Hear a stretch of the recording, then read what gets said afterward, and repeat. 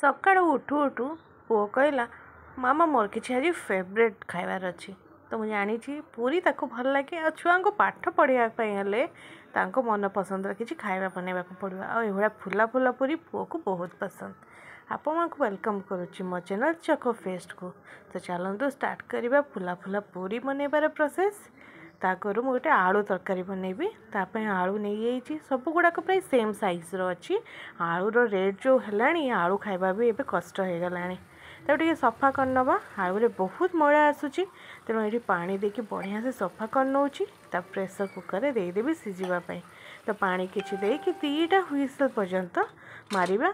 तो ये जाऊँगी गैस रे चढ़े नेबी। गैस रे सेपटे चढ़े नहीं एपटे गोटे जगार अटा नहीं आज जो पूरी करी देखिले केवल अटारे करी तो से किसी रिफाइन तेल दे दूची किछि लुण आ टेस्ट बढ़ाई ये किसी कस्तूरी मेथी देदेली ताको बढ़िया से एबे मिक्स करने पानी देविनी हाथ रे जस्ट मालिश करदेवी जब तेल सबुआड़े बढ़िया से मिसीज पाखापाखि 2-3 मिनिट यही टाइप्र करी कर सारापर पानी यूज करी। तो आपण मैंने यही टाइप्र भी करेंगे बढ़िया से देखो रेडी हो गला। ये अल्प अल्प पानी देके चकुटी नौची गोटे बढ़िया से डो बनैबी। डो बेसी टाण हम ना बेसी नरम हम चाहते पूरी जमती हुए सेमती ही करी देखो रेडी हो गला। ताकू रेस्ट पाई ये 10-15 मिनिट रखी नौची। एपटे तरकारी रेडी करवा ये आलू को सब सीझे नहीं देखो चोपा छोड़े रेडी कर आलू तरकारी करने।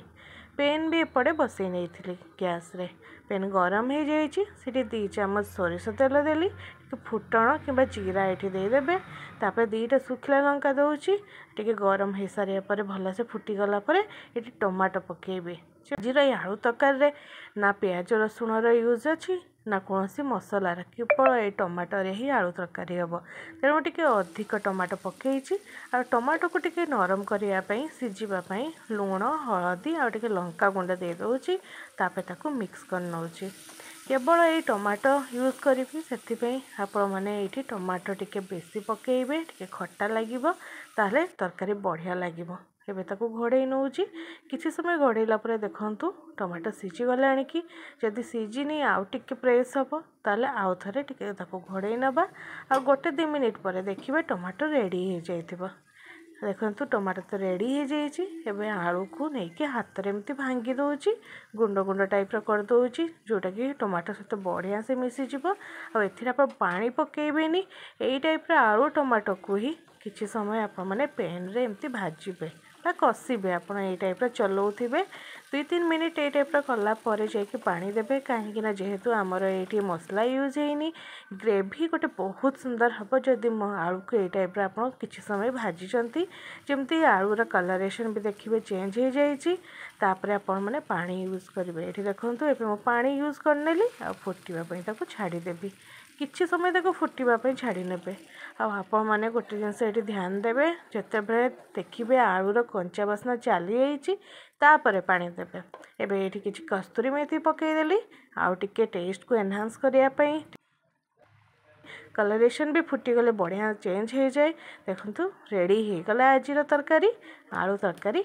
एबे मु जो अटा दला गोलैकी रखी से किसी पूरी बेल नौची टिके बड़ साइज पूरी करुच्ची जनरली मो घरे या छोट साइज करे कि आज टिके बड़ साइज करची आउ अटा देकी ताको बेली नौची या तेल देकी भी बेली पारिबे। ये देखो गोल गोल रेडी कर नहीं कड़े भी सेपटे गरम कर देइछि।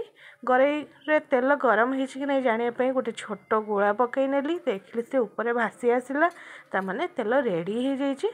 गोटे गोटे पूरी को ये छांकी नौची जब पूरी आपंकर फुलुनी देखिए टिके ताको प्रेस करदे हल्का से आपे फुली जीव।